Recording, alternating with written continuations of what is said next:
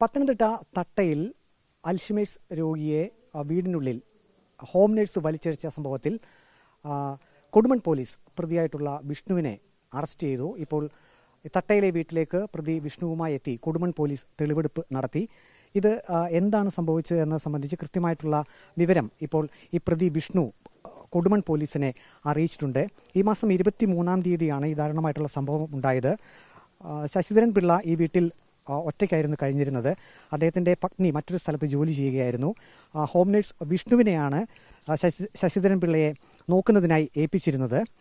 ഇതിനിടെയാണ് അടുക്കളയിൽ നിന്നും കിടപ്പുമുറിയിലേക്ക് ശശിധരൻ പിള്ളയെ വലിച്ചിഴച്ചു കൊണ്ടുപോകുന്ന CCTV ദൃശ്യം ഭാര്യയുടെ ശ്രദ്ധയിൽപ്പെട്ടത്. അതിനെ തുടർന്ന് ഭാര്യ കൊടുമൺ പോലീസിൽ പരാതി നൽകി.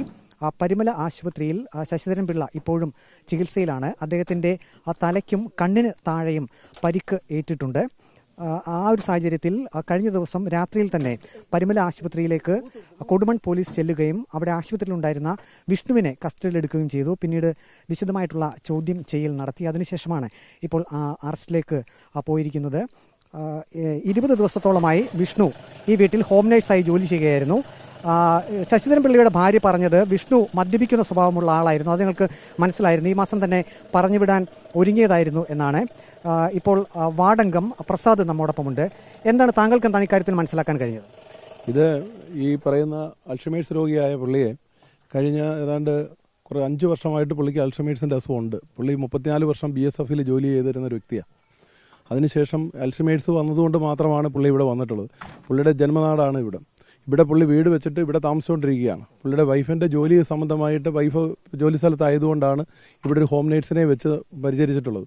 പക്ഷേ ഇങ്ങനെ ഈ ഹോം നേഴ്സ് എന്ന് പറയുന്ന ഒരു വ്യക്തി ഇത്രത്തോളം ദാരുണമായ രീതിയിൽ പുള്ളിയെ ആക്രമിക്കുമെന്നൊന്നും ആർക്കും അറിയില്ലല്ലോ. ഈ സമീപത്തുള്ള ആൾക്കാർക്ക് പോലും അറിയില്ല. കാരണം ഒരു ഹോം നേഴ്സിനെ കൊണ്ടുവന്നപ്പോൾ വളരെ കാര്യമായിട്ടാണ് വീട്ടുകാർ ചെയ്തിട്ടുള്ളത്.